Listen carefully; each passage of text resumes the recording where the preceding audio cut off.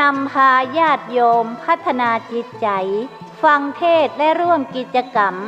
พิธีบรรจุพระบรมสารีริกธาตุประดิษฐานในเจดีย์42 เมืองพระธาตุดอยสุเทพจำลอง1 องค์กำหนดการดังนี้วันที่1 ถึง 7 ธันวาคมเตรียมงานเตรียมสถานที่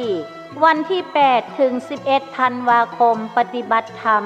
เวลาตี 4ตื่นนอนเวลาตี 4 เกิ่งถึง 6 โมงทำวัดเจ้าเวลา 6 โมงถึง 7 โมงเจ้าทำความสะอาดสถานที่ทั่วบริเวณเวลา 7 โมงถึง 8 โมงเจ้าฉันเจ้าเวลา 8 โมงถึง 10 โมงจัดเตรียมสถานที่พร้อมญาติโยมทยอยทำบุญบรรจุวัตถุมงคลต่างๆตลอดทั้งวันเวลา 10 โมงถึง 11 โมงฟังเทศน์นึ่งกันจากพระนักเทศน์คลื่นสีขาวและเครือข่ายเวลา 11 โมงฉันเพลเวลาเที่ยงถึงบ่าย 2 โมงญาติโยมทยอยทำบุญและบรรจุวัตถุมงคลเวลาบ่าย 2 ถึงบ่าย 3 โมงฟังเทศน์นึ่งกันจากพระนักเทศน์คลื่นสีขาวเพื่อชาวประชาและเครือข่ายเวลาบ่าย 3 ถึง 5 โมงแลงเปิดโอกาสให้ญาติโยมทยอยบรรจุวัตถุมงคลตามเจตนาเวลา 5 โมงถึง 6 โมงเย็นทำภาระธุระส่วนตัวส่งน้ำเวลา 6 โมงถึง 2 ทุ่มทำวัดสวดมนต์เจริญจิตภาวนาร่วมกันเวลา 2 ทุ่มถึง 4 ทุ่มฟังบรรยายธรรมสนทนาธรรมถ่ายทอดการออกอากาศทางสถานีวิทยุเครือข่ายคลื่นสีขาว23 สถานีทั่ว 8 จังหวัดภาคเหนือและระบบออนไลน์เฟซบุ๊กคลื่น 104.50 วัดฝ่ายหินแม่ข่ายเวลา 4 ทุ่มพักผ่อนจำวัดวันที่ 12 ธันวาคม 2564 พิธีบรรจุพระบรมสารีริกธาตุเริ่มเวลาเที่ยง 9 นาทีจึงขอเชิญชวนทุกท่านได้ร่วมพิธีตามวันเวลาดังกล่าวเพื่อบุญกุศลและสร้างสิ่งยึดเหนี่ยวจิตใจแก่ผู้คนทั้ง2 จังหวัดบนเส้นต่างเจียงใหม่เจียงไฮ้ณม่อนพระเจ้า42 เมืองดอยนางแก้วขอเชิญชวนทุกท่านไปร่วมบุญทั่วกันเน้อเจ้า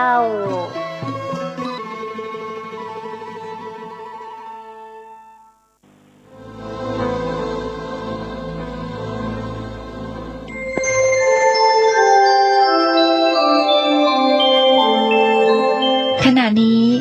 ท่านกำลังฟังสถานีวิทยุกระจายเสียง FM 104.5 เมกะเฮิรตซ์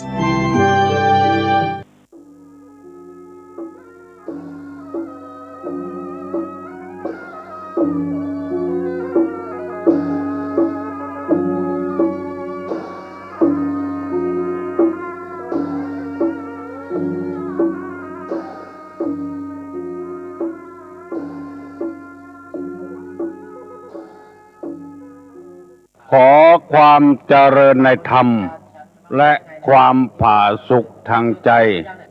จงได้บังเกิดมีกับท่านสาธุชนผู้เจริญในศีลผู้เจริญในธรรมทุกท่านร้องพร้อมกันนี้ขอยกมือ10 นิ้วกราบอาราธนาเอาคุณพระแก้วเจ้าทั้ง3บุญศีลบุญทานที่ท่านผู้เปิดวิทยุรับฟังรายการนี้ได้กระทำปั้มเป่งมาในอดีตและกำลังจะทำเวลานี้เสื้อวัดเสื้อวา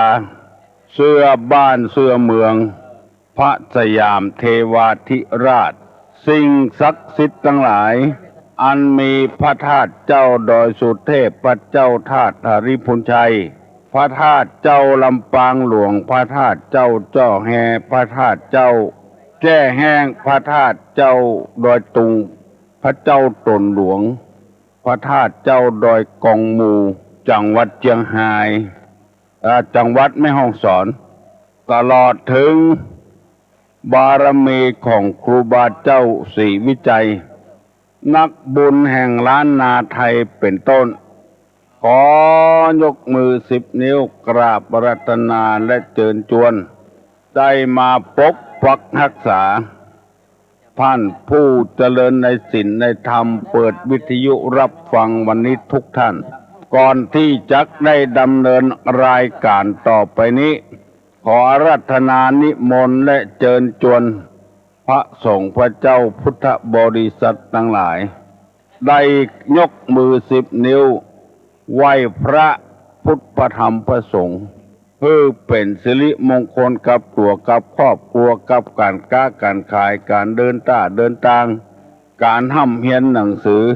การทำงานต่อไปอะระหังสัมมาสัมพุทโธภควาพุทธังภควันตังอภิวาเทมิกราบสวากขาโตภควตาธัมโมธัมมังนัมมัสสามิกราบสุปฏิปันโนภควโตสาวกสังโฆสังฆังนะมามิ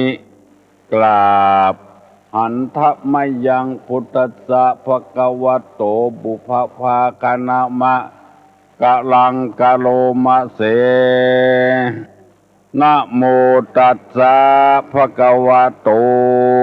อะระหะโตสัมมาสัมพุทธัสสะ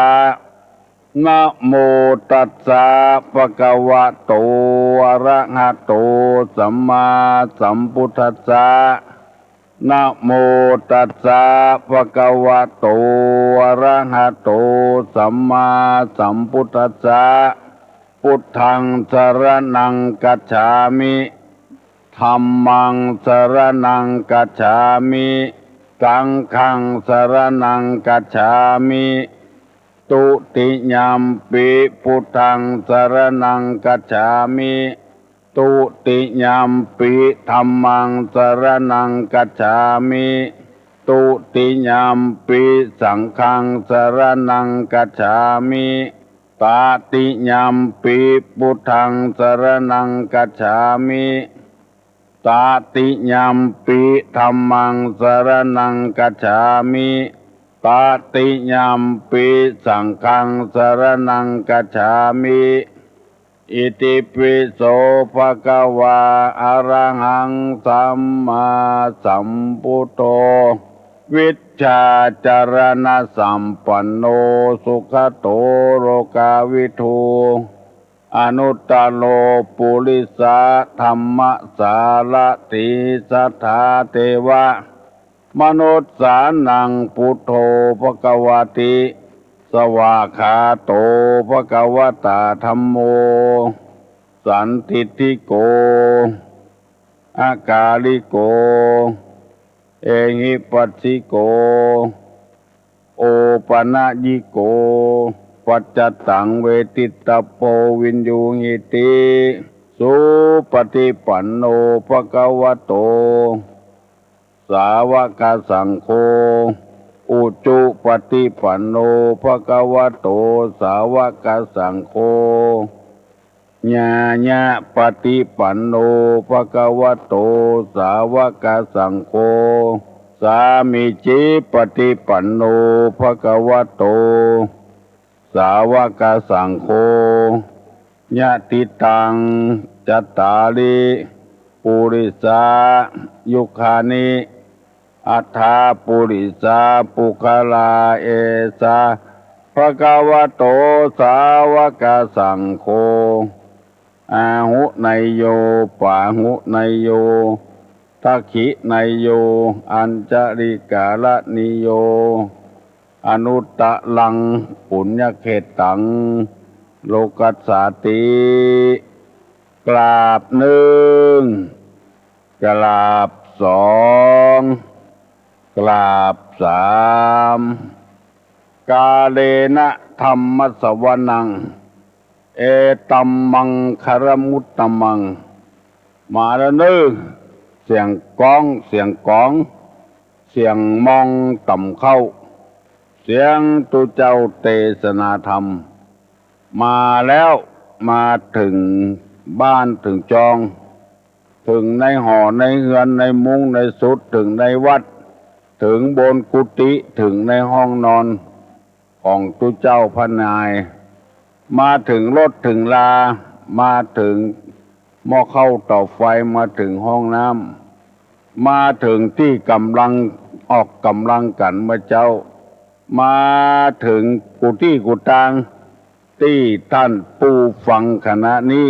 เปิดวิทยุรับฟังอยู่ธรรมะมาถึงกุฏิกุฏาง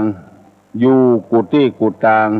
เพื่อจะได้ช่วยกันเอาธรรมะไปใจให้หนักๆเพื่อครอบครัว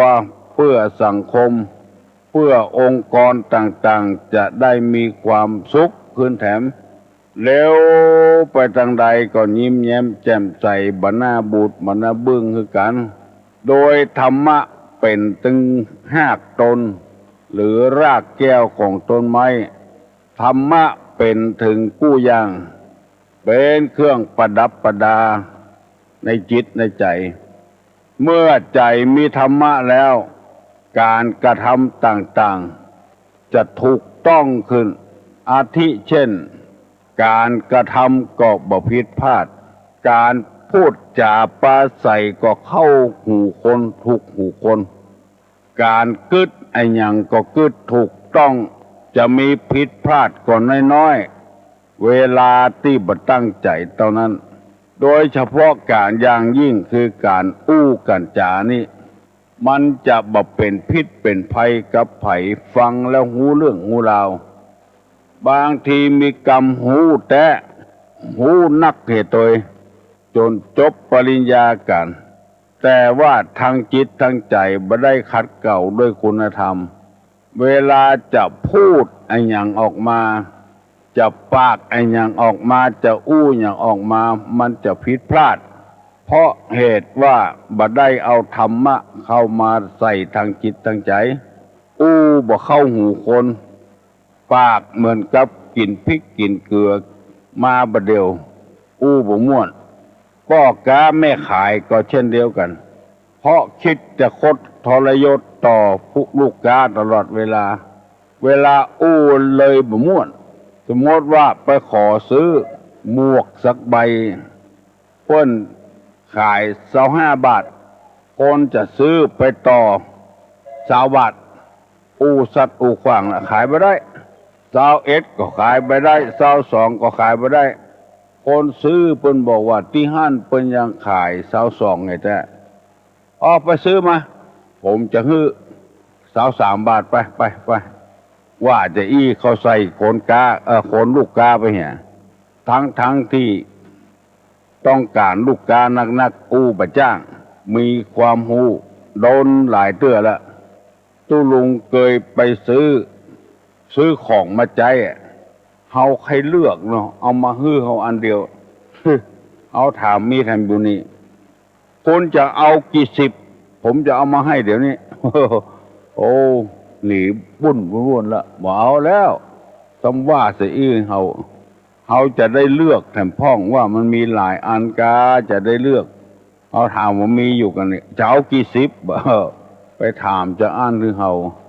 โอ้หน้าจ่างเงาออกจากร้านมาเหี่ยจำได้ตลอดประเดียวบางคนว่าซับน้ำมึกใส่ขาไว้โหตึกเก่งตึกขายของเก่งตึกแต่ปากบ่ม่วนเพราะบ่ได้เอาธรรมะมาใส่ใจธรรมะเป็นเรื่องทางใจทำอย่างก็ผิดพลาดบ่ถูกบ่ลง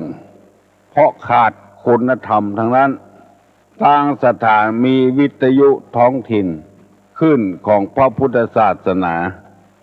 และศีลธรรมก็จะพยายามเอาธรรมะมาใส่ในหัวอกหัวใจพุทธบริษัทมากเพื่อเราจะได้อยู่กันฉันพี่ฉันน้องมีไอ้หยังแบ่งปันกันกินกันใจอู้กันล่งส่งกันปอแล้วมันม่วนมันมีความสุขการใจกำอู้กำจานี่จัดสำคัญ คนถ้ามีคุณธรรมในใจแล้วอู้ม่วนจะยกตัวอย่างให้ฟังสองคนพ่อลูกกินข้าวด้วยกันแล้วลูกมันไปคบใส่หัดคำว่าหัดนี่เป็นกรรมตั้งเหนือของเฮาคือไปคบใส่บหินใส่ทรายลูกมันให้ว่าด่าเข้าตัวกินเปิ้นมาตั้งแต่น้อยถึงปนใหญ่กันเนี่ยไปโดนใส่หัดเม็ดเดียวบดายด่าเข้าป้อเปิ้นก็ประกอบด้วยคุณธรรมปลอบอกปลอบใจโอ้ลูกก็กินมาเมินแล้วลูกมันไปคบใส่พ่องไปเป็นหยังเนี่ยปีหน้านะเฮาปากันไปปลูกเข้าบนป่ายไม้พุ่นเนาะมันจะบ่ได้บ่มีหัดป่ายไม้บ่มีหัดบ่มีขี้ทรายลูกมันดักทันทีมีความสำนึกได้ว่าเอาเข้าไปปลูกป่ายไม้จะไม่ได้กินจะได้น้ำก็บ่มีดินก็บ่มีเข้านี่เปิ้นจึงปลูกกับดินลงปลูกกับต้งกับนามีน้ำตัวดินตัวเอาใส่ปุ๋ยได้ตัวก็เลยดักบ่ให้ล่ะเกิดหาเหตุผลเสียพ่อมันจวนลูกมันไปปลูกเข้าบนป่ายไม้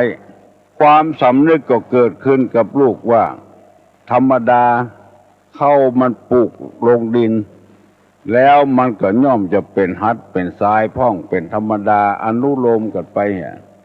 อันนี้หันได้ชัดเจนนั่นก็คือคุณธรรมมีคุณธรรมประจำจิตประจำใจจ้างอู้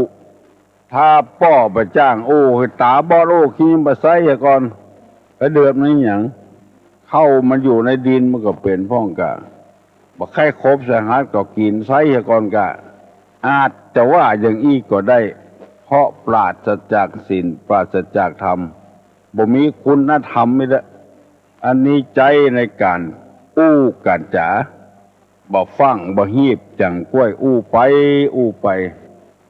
อันนี้แถมข้อหนึ่งภัยเคยสังเกตพ่องตุลงในชอบฟังเพิ่นอู้ในวิทยุโอ้บางกรรมจัดดีจัดม่วนอู้วยลำไปไอ้ยังเป็นไอ้ยังเลยบ่ฮู้เรื่องสักกรรมเรื่องเขาก็ไข้หัวตัวอันน่ะเพิ่นไข้หัวเขาไข้หัวตัวเพิ่นบ่ฮู้ว่าอันยังเป็นอันยังอู้เร็วลำไปแล้วตุเจ้าสองตนคนสองคนอู้ในวิทยุลู่กันอู้บ่เปลี่ยนให้กันอู้บ่ฮื้อกันได้อู้ตัวพ่องอันนี้ก็จะว่าไปว่ามานี่ขาดคุณธรรมเหมือนกันนะให้อู้เหี่ยคนเดียวกู้ที่จะอู้แมนอะไรอย่างออกมาอู้เอาคนเดียวอู้เอาคนเดียวโอ้อันนี้ก็ขอฝากไว้เนอะนักการบ้านการเมืองก็ดีนักเทศก็ดีนักเผยแพร่ธรรมะคำสั่งสอนก็ดีถ้าเตื้อกรรมจัดดีเพราะทุเจ้ามีความหูแต่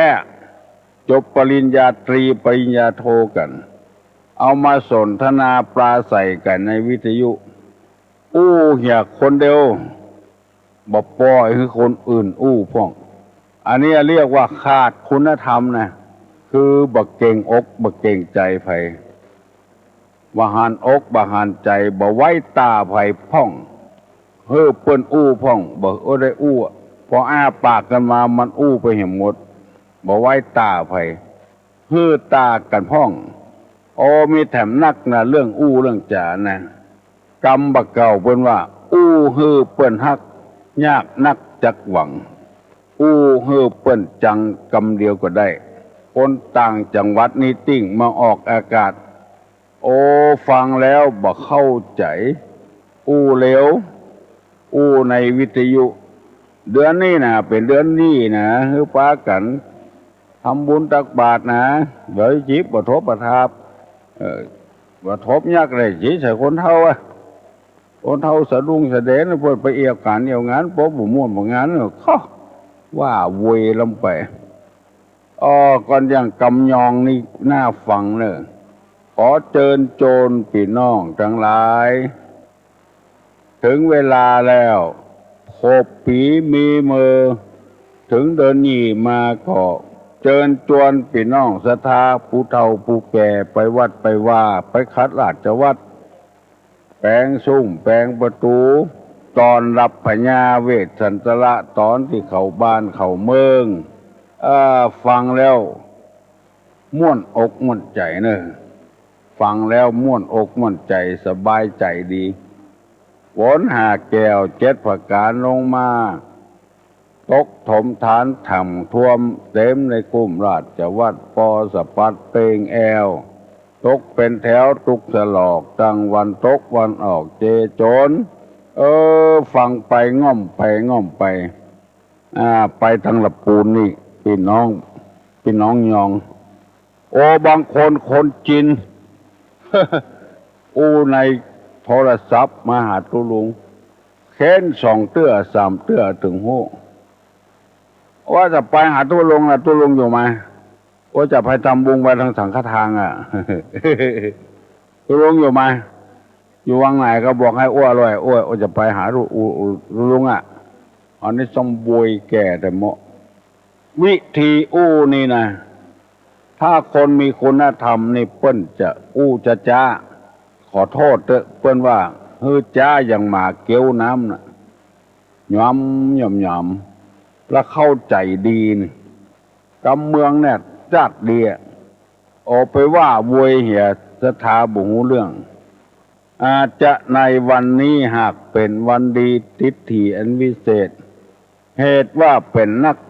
นักขัตฤกษ์แกล้วกล้าใส่ส่องฟ้าเพิงปอบ่มีสั่งมารอสุนผ่าในห้องฟ้าจักรวาลบ่มีการมัวมืดท้องฟ้าเปิดใสงามใจเนี่ยตามติดสืบติดถีเลือกวันเมงลัคนาเล็งราศีเป็นอันถูกอันมั่นเป็นวันแก้วแก่นสมควรดาวนักขัตฤกษ์จดเจือกันขั้นหว่างอยู่ในท่ามกลางหมู่ดาวโลหินีเป็นวันสลีอันผาเสริฐล้ำเลิศยิ่งกว่าวันทั้งหลายคนจะตานคนจะเอาปอนมันม่วนใจมันเป็นวันดีหมดอันนี้ไปว่าฟังแล้วไปอปีนิโยมาสันตุสัพพะกรสันตุมาเถวัตตันตระโยสุขีที่กายนิโกเพิ่นว่าภาวะอภิวาว่าโวยลำภาวะอหิวาเอาโลกอหิวาไปใส่เปิ้นภาวะอหิวาว่าจ้าบัดฟังได้ยินชัดถ้อยชัดคำอันนี้นำมาเสนอบ่ได้เนอะบ่ได้สั่งไผสอนไผเทศธรรมก็เหมือนกันถ้าเอาเทศเป็นน้ำเป็นตัวฟังแล้วมันเข้าใจทำอะไรโพดนี่สาลากะลินี่มหาวิบากนี่ฟังแล้วมันม่วนสุลานามาหินิยังปุตตะเสตังนามิตวาสุกาลาจาปาตังมาลายญะนามาวัตถุปารามัทาวิจิตังอาลาสังสัมมาเสติภิกขเวดุลาภิกขุทั้งหลายคาถาปันตนาอันนี้อาจารย์เจ้าตนแป้งกัมปีมาลัยอันนี้หากตั้งไว้เพื่อให้เป็นที่ไว้และสักการะบูชาแก่คนในเทวดาทั้งหลายฟังแล้วมันชัดถ้อยชัดคำคนที่ขาดคุณธรรมนี่มันจะฟังไปที่ไหนบ่ฮู้ฟังแล้วบ่ฮู้เรื่องสักคำเบิ้นนะวัดโลกโมลีเปิ้นจะเทศธรรมเบิ้นนะถ้าฟังเด้อบางตอนนี่ก็ฟังม่วนชัดถ้อยชัดคำเทศจ้าเปิ้นถึงแบ่งชั่วโมงไว้ฮื้อละว่าถ้าฟังจะหีบไปไหนคนหีบคนด่วนนี่เปิ้นว่าฟังได้บ่ดีเอาเผาไม่บ่ดีกินหมู่นี้เป็นต้นเน้อฟังไปเตอะตุลุงจะนำมาเสนอสอนให้วิธีการเฮอเปิ้นฮักยากนักจักหวังเฮอเปิ้นจังกำเดียวก็ได้วิธีวิธีจ่านี่ปราศจากมลทินต่างๆนี่กรรมอันใดดีว่าว่าในท่ามกลางชุมชนกรรมอันใดบ่ดีว่า อย่าแปลว่าในท่ามกลางชุมชนกรรมมันมีลูกคุยกันระหว่างสองคนนี่ไปทำยังกับคนหมู่มากนี่ไปทำยังมันมาใจเหมือนกันลูกบางคนนี่บักกึดบักล่ำอย่างไปขายหน้าขายตาเพื่อนต่ำกลางต้ากลางตางกำขำมวลชนขำคนหลายคนนักฟังแล้วเฮาก็บ่สบายใจไปขายหน้าขายตาเพื่อนบ่ได้กึดเหี่ยก่อนแล้วว่าไปใจกำปากบ่เป็นสาระบ่เป็นประโยชน์กรรมบางกรรมใน2 ต่อ 2นี้ได้บางกรรมนี่บ่ได้จะไปเอามาใจมันต้องศึกษาต้องเล่าเรียนกันต้องหูเรื่องหูราวกันให้ก่อนที่นำมาเสนอในวิทยุนี้เพื่อให้ตุเจ้าพันนายปลดใจไม่ยิงแคว้นก็ดีแก่บ้านก็ดีได้ใจให้มีสาระมีประโยชน์คือมีสติควบคุมตลอดเวลาในการกันจ๋าบางคนบ่ควบคุมบัดใจสติควบคุมว่าไปเลยกินข้าวกับหยังกินข้าวใต้กับกล้วย บ่มีสติควบคุมเปิ้นกินข้าวใต้เข้ากับกล้วยใต้มันเล่นกินข้าวใต้กับกล้วยมันบ่ถูกไปแล้วสองหน้าคนหลายว่างนี้บ่สบายไม่เป็นหยังกินน้ำอ้อยวันเดียวเมื่อย2 ก้อนกันนะอันเนี้ยว่าฟังเขาเล่นพายกันเล่นใบเล่นบอดเสียงใบเสียงบอดบ้านนั้นรถ2 เครื่องก็ขายจดหมดรถเครื่อง2 กันมันจดรถ2 เครื่อง ฟังต้องมีสติควบคุมอยู่ตลอดเวลาอันนี้เป็นต้นฟังไปหลายๆเรื่องเด้อมันถึงเข้าใจคนเดียวมันอย่าไปฟังอย่าไปเร็วฟังได้บ่ดีเอาเผาไม่บ่ดีกินวันนี้จะได้นำเอากรรมบาดชีวิตล้มเหลวได้มาฝากมาฝังตุเจ้าพนายก็ออกไม่ออกโดยแถมมันบ่เสี่ยงง่ายๆธรรมะในทางพระพุทธศาสนานี้ปรารถนาอยากให้คนเจริญรุ่งเรืองกู้คนบอกว่าตัวเจ้าพนายปลดใจไม่ยิงกำนันผู้ใหญ่บ้านอบตเพื่อมันเจริญรุ่งเรืองต่อไปบ่เฮือนิยมวัตถุมากเกินไปถ้านิยมวัตถุมากเกินไปอย่างเที่ยวหัน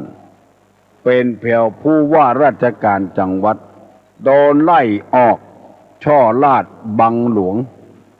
โกงเงินของประเทศชาติบ้านเมืองเป็นนายอำเภอก็โดนไล่โดนย้ายเป็นแก่เป็นแคว้นเจ้าบ้านเจ้าจองไล่ถูกได้ออกย่อออกยากเป็นครูบาอาจารย์สอนนักเรียนก็โดนไล่ชีวิตบั้นปลายล้มเหลวหมดเพราะขาดคุณธรรมอย่างที่เขาว่ากันวันนี้จะได้นำเอากรรมที่ว่าชีวิตล้มเหลวสาเหตุแห่งความล้มเหลวในชีวิตมีอย่างพ้องมีอันอย่างพ้อง1บ่เข้าใจผู้อื่นนึกว่าผู้อื่นเง่านึกว่าไผบ่ฮู้นึกว่าเขาต่ำต้อยเหลือเฮาหมู่เนี่ยจึงเป็นเหตุให้ชีวิตล้มเหลว2ไม่ประมาณตนบ่ฮู้จักประมาณตัวเองว่าตนเองเป็นเชื้อใดกินนักจ่ายนักใครได้นักเหลือเปิ้นเหลือต้านทั้งที่ตัวมีทุนน้อยความรู้น้อยชีวิตล้มเหลวไปเพราะบ่ฮู้จักประมาณตนเอง3ไม่เดียงสาต่อการคือบ่ฮู้บ่ได้ศึกษาเนี่ยบ่เดียงสามาก่อนเข้าไปหาเจ้าหานายเข้าอย่างใดมันจะถูกเข้าอย่างใดมันบ่ถูกบ่เดียงสาต่อการกระทำนั้นอาทิเช่นคนจีนไปนิมนต์ตุเจ้า อ้วมาเชิงลือไปกินข้าวบางอ้วนะอีก2 วันนะลือไปกินข้าวบางอ้วให้เงินเลยไปนิมนต์ตุเจ้าเจิญไปกินข้าวบ้านอ้วนิมนต์ตุเจ้าออกมาหันเน้นนั่งอยู่หัวคันไดเอามือยุบหัวเน้นแถมไอ้ตีวังพรุ่งนี้นะลือไปกินข้าวบางอ้วนะเจ้าข้าวบางอ้วไปกับเตี่ยลือนะเฮ้ว่าตุเจ้าเป็นป้อเน้นแถมเหลวไปตั้งกลางควงไม่ชีกวาดขี้หญ้าอยู่ไปกับลือกับเตี่ยไปนะอามาตลือไม่ต้องเอาไปนะเอาแม่ชีเป็นแม่เน้นแถมอาม่าลือไม่ต้องเอาไปนะอันเนี้ยบัดเดียงสาต่อการหมู่เรื่อง3 4ไม่สำนึกผิดชอบบารับผิดบารับชอบอย่างสักอย่างพอมันผิดไปเอาโยนให้คนอื่นหมดเตื้ออู้ผิดแต่เฮาว่าผิดบ่ใช่นะบ่ใช่นะแก้ตัวอยู่หั่นแล้วมันถึงผิดเต็มประตูอยู่หั่นละบ่ใช่นะบ่ใช่นะมีสุภาษิตบทหนึ่งว่าคนดีนี่แก้ไขคนจันไรนี่แก้ตัวติ้วครัวพอจะถึงบ้านละลูดมือไปเหี่ยว่าก็บ่ได้บ่ใช่นะยังบ่ใจเตื้อเนี่ยบ่สำนึกผิดชอบผิดนี่บ่เอาอันถูกนี่เอาเป็นของมันหมดแล้วข้อที่5ว่าโลภโมโทสันอันนี้ก็ให้ระวังอนาคตจะล้มเหลวชีวิตจะล้มเหลวโลภโมโทสันเนี่ยนึกว่าไผบ่ฮู้เพิ่นฮู้กันหมดปากบ่ได้น้อยหูน้อยหันน้อยปากบ่ได้จะเอาได้แค่คนเดียวดีคนเดียวกินเนี่ยคนเดียวข้อที่6เย่อหยิ่งยะโสเหมือนกับอึ่งยะโสไปที่อื่นปิกมาหาลูกมันบอกคือแม่มันว่าตะกี้มีสัตว์ประหลาดมาหาเฮานี่ตัวใหญ่มอกไรใหญ่เบ่งต้องให้ลูกพอมันใหญ่มอกแม่นี่กะใหญ่เลยนั้นก่อนเบ่งแถมใหญ่เลยนั้นอยู่เบ่งเข้าต้องแตกตายไปเหี้ยยะโสลำไปเย่อหยิ่งมันนึกว่ามันมีไผใหญ่เต้ามันละงัวเปิ้นมาหาลูกมันหันเข้าใส่เบ่งออกจนต้องแตกตายไปเหี้ยตายเพราะเย่อหยิ่งยะโสนั่นเองอันนี้อนาคตก็จะพลาดหวังจะล้มเหลวข้อที่7ว่าโป้ปดมดเท็จโป้ปดมดเท็จของน้อยเอาเป็นของใหญ่ของบดีเอามาเป็นของดีเอามาค้าเอามาขายมาประกาศโฆษณาอันนี้เป็นข้อที่7ข้อที่8คบค้าเสเพนไปคบกับคนบดีพ่อก็ว่าบดีแม่ก็ว่าบดีโคตรอิจฉาตาร้อนพ่องบัดตันสมัยพ่องลูกแม่ยิงปลาปอดจายมาเอี่ยวบ้านโอ้นักแก่เนอะยิ่งบะเดียวซ้ำหายเงียไปเลยพ่อบอกกลัวขายหน้าขายตากลัวเสียศักดิ์ศรีของพ่อของแม่ถ้าลูกปวดใจนี่ปลาไม่ยิงมาเอี่ยวนี่พอจะอู้ได้ปลาเพื่อนมาหันรักหันฐานหันบ้านหันจองอนาคตไปหน้าจะแต่งงานกับกันอันลูกไม่ยิงนี่ปลาปวดใจมาเอี่ยวบ้านเอามานอนบ้านโดยแถมโอ้ปิ้นไปเห็นแล้วโลกนี้อันนี้อนาคตจะล้มเหลวเนอะที่ตุเจ้าว่าตะกี้นั่นก็คือคบค้าเสเพนคนเป็นนักเลงนู่นนั่นคนเสเพนเนี่ยเสเพนี่คนดีๆแต่ว่าเปิ้นจะไปเอามาจะได้เอาปอดจายมานอนในบ้านในจองตัวส่องหน้าพ่อส่องหน้าแม่ ปัวบอกกลัวขายหน้าพ่อหน้าแม่พี่น้อง10 สาวชาวบ้านเปิ้นหันเขาใส่โอ้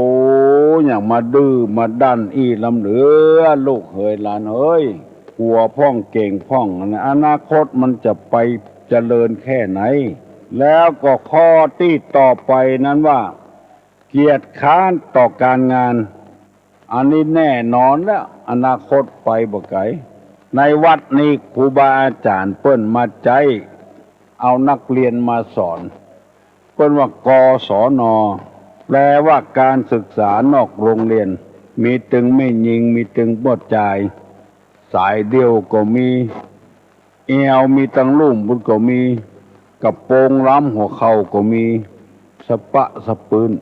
เมื่อน้อยๆยังบ่เฮียนมาเฮียนเมื่อแก่เมื่อเฒ่าก็อยู่ในข้อเนี้ยเกลียดค้านบ่เฮียนแอวไปแอวที่อื่นเหียอันนี้ก็เรียกว่าเกียรติค้านต่อการงานที่จะต้องทำพวกออกไม่ออกเฮ้ยพี่น้องทั้งหลายเฮ้ยเจ้าหน้าที่หัวหน้าสถานีเปิ้นสั่งไว้เนอะเปิ้นว่าบ้านเมืองยังบ่ปกติเตื้อยังอยู่ในอัยการศึกอยู่เปิ้นบือฮื้อฮับโทรศัพท์หน้าไม้นะขอว่าง่ายสอนง่ายหน่อยเตอะในระยะที่ตุลุงอธิบายธรรมเนี่ยฟังโทรศัพท์มาเตื้อถ้าเจ้าพี่เจ้าน้องใครโทรก็โทรหลังไม้หลังจากที่ตุลุงจบไปแล้วจะนั่งอยู่ในห้องส่งสัก10 นาทีแล้วจะลุกออกจากห้องส่งโทรมาเตอะ053-121-058หลังไม้เนอะหน้าไม้นี่บัดเดียวนี่เปิ้นบัดตาเถอะนะขอขอบคุณเนอะที่มีความเป็นคนว่าง่ายสอนง่ายบัดดื้อบัดดึงกันเนาะเอากันเหียก่อนระยะตีนี่ฟังโทรมาเตื้ออันนี้เปิ้นฮ้องว่าขี้ค้านต่อเนี่ยการเนี่ยงานอันนี้ก็เป็นเหตุคืออนาคตล้มเหลวข้อที่10ก่อหนี้ก่อสินปล้นตัวมีทรัพย์สมบัติน้อยวัตถุน้อยไปยืมเงินปล้นนั้นสมมติว่ามีนา10ให้ละล้านก็10 ล้านไปยืมเงินเปิ้นมาเป็น20 ล้านปุ่นอันนี้ก่อหนี้ก่อสินปล้นตัวอันนี้อนาคตก็ไปบ่ไกลข้อที่11ได้อธิบายเมื่อตะว่าขี้เหล้าเมายาอันนี้อนาคตก็บ่เจริญบ่สดใสหัวยำเป๋ลุกมาก็กินกลางวันก็กินค่ำมาก็กินมีสตางค์บ่ได้ล้นไปซื้อเหล้าอันนี้คือระวังตัวเด้ออนาคตนี่บ่สดใสที่เราเมายามีท่านจัดนักตุลุงได้อธิบายตะวาแล้ววันนี้จะต่อกรรมที่ว่าหูเบาเฉาปัญญาคำว่าเฉานี่เป็นภาษาไทยเนี่ยถ้าเป็นกำเมืองเขานี่ว่าเหี่ยวเป็นคนหูเบาตัวปัญญาเหี่ยวมีสติปัญญาเบาใจเชื่อคนง่ายหูเบาเปิ้นจักจวนไปทางใดก็ไปหมดไปได้ยินวิทยุออกอากาศคนเฒ่าแม่ยิงขายที่ให้ที่นาเก็บเงินไว้300,000คนที่หูก็มีลูกคนเดียวเพราะมีลูกคนเดียวเป็นผู้ชายพี่น้องเพื่อนบ้านใกล้เฮือนเคียงบ่ฮู้เก็บไว้เมินละ400,000โอ้มีคนมาปอบ2 เตื้อ3 เตื้อลงกำอู้ของเปิ้นหูเบาเฉาปัญญามีคนมาจุคำบ้านคำจองว่าป้าเนี่ยเป็นคนดีเป็นผู้สูงอายุผู้ประกอบคุณงามความดีให้แก่สังคมบัดเดียวเนี่ยตั้งในหัวในวังเปิ้น ส่งผมมาเพิ่นจะโอนเงินเข้าบัญชีป้าเนี่ย6 ล้านป้าเพิ่นก็บอกว่าถ้าเป็นความจริงจะปรึกษาลูกเต้าก่อนไม่ให้ใครรู้มีป้าคนเดียวนั่นแหละรู้เพื่อโน่นถ้าป้าเป็นอย่างใดอย่างหนึ่งมายายเนี่ยเขาจะเปิดบัญชีของยายจะรู้ว่ามีเงินเป็นตั้ง6 ล้านมาคนมาจุแถม2 คน3 คน4 คนเข้าแต่งเนื้อแต่งตัวดีก็ได้ลงเชื่อเพิ่นให้ข้อแม้อย่างเดียวนะต้องเปลี่ยนบัญชีแถมใหม่เน้อยายเน้อบัญชีเก่านั้นใจบ่ได้ให้ยายเบิกเงินบัญชีเก่าแล้วเพื่อจะเอามาใส่บัญชีใหม่แล้วพวกผมจะโอนเงิน6 ล้านมาใส่บัญชีใหม่ได้สะดวกหูเบาเฉาปัญญาจวนเปิ้นไปเบิกเงินบัญชีเก่าจะเอาเข้าบัญชีใหม่โดยป้าบ่ฮู้เรื่องอุ้ยบ่ฮู้เรื่องยายบ่ฮู้เรื่องสักอย่างเขาก็ไปเบิกเงินน่ะแล้วบ่เข้าบัญชีใหม่บัญชีเมยสกรรมเบิกเงินได้400,000เอาขึ้นใส่รถเนี่ยแล้วบอกว่ายายนั่งอยู่นี่เดี๋ยวนะผมจะไปหาน้ำมาให้ดื่มเบิกเงิน400,000เอาใส่รถแอนไฮแซบแม่อุ้ยก็อยู่ธนาคารแง่นงาบเขาป้ากันหนีไปเหี่ยหมดได้เงิน400,000ของยายบัญชีใหม่ก็บ่หันคนก็บ่หันมาสำนึกได้เมื่อลุนว่าถูกหลอกถูกลวงมันง่ายมันจะตายไปอู้กับคนหูเบาเฉาปัญญานี่แม่อุ้ยก็มีความโลภเกิดขึ้นมานึกบ่ฝันเนี่ยก่อนว่าอยู่บ่ได้เพิ่นจะเอาเงินมาฮื้อ6 ล้านเอามาเนี่ยอย่างแถมบ้านก็มีอยู่แล้วลูกก็มีอยู่แล้วยังจะเอาแถมอยู่6 ล้านอยู่ปราศจากคุณธรรมร้อนๆอนาคตไปที่ไหนมีแล้วเงินเงิน400,000จะไว้ให้ลูกให้เต้าขายให้ขายนามรดกแต่พ่อแต่แม่มาเมินเนาะถูกช่อถูกโกงไปจนนักบอกว่าบ้านใดเมืองใดในสมัยเมื่อเงินบูมแต่ก่อนที่บ้านจานสวนในจนกันขายมดพ่อหลวงแก่บ้านกำนันบางคนจนปลอยขึ้นมับเป็นนายหน้าขายที่ดิน100,000บ่ขาย200,000บ่ขายโป๊ะเข้า800,000ก่อนตั้งแต่เกิดมาบ่ปะเงิน800,000กำเตื้อก็ขายที่ดินมันอยู่หั่นแล้วมันถึงบ่เน่าบ่เหม็นแล้วจะเอาเนี่ยหยังก็ได้ขายเอาเงินมาจ่ายเงินนี่มันจ่ายง่ายกินง่ายจ่ายโอย หูเบาเหี่ยวปัญญาอ่อนปัญญาเหี่ยวปัญญาเฉาหมดเนื้อหมดตัวเสียอนาคตไปหมดเปิ้นไปฟังธรรมก็บ่ไปเปิ้นมาอบรมวิชาชีพก็บ่ไปล่างเตื้อเปิ้นจะมืออาชีพตัดผ้ากาแปลงดอกแปลงดวงกาเปิ้นจะมาอบรมบ่ไปถ้าจะไปนี่ต้องฮื้อเบี้ยเลี้ยงตัวแถมกันก่อนฮื้อเอาเงินตัวแถมเอาความรู้ตัวแถมจะมีเทวดาตนใดมาใจดีแต่อันน้ำเหลืออันเนี้ยคนหูเบาเฉาปัญญาบ่พ่อบ่กวยบ่ฮู้บ่หันจวนไปปล่อยหลวงจวนไปกินไปตานขนาดไปฟรี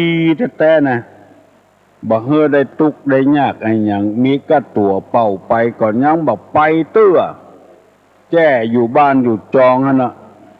ญาติตยใจกูอย่างนะไปฟรีมาฟรีต้องเสี่ยงอย่างนะเอารถใหญ่ขึ้นขี่ก็ว่าขึ้นยากลงยากตยใจเซาะรถตู้มาฮือแถมกว่ายังบ่ไปเตื้อคือระวังเน้ออนาคตนะมันบ่เจริญก้าวหน้านะ บ่มีจิตบ่มีใจจะเอาอกเอาใจไผสักน้อยแจ้อยู่บ้านวันค่ำผลประโยชน์เนี่ยก็บ่ได้อ้างงานหั่นอ้างงานนี่อันเนี้ยเป็นข้อที่12หูเบาเฉาปัญญาเหี่ยวบางเตื้อก็ไปหั่นของดีๆนี่บ่พ่อบ่ก้อยไปแล้วเอาของบดีมา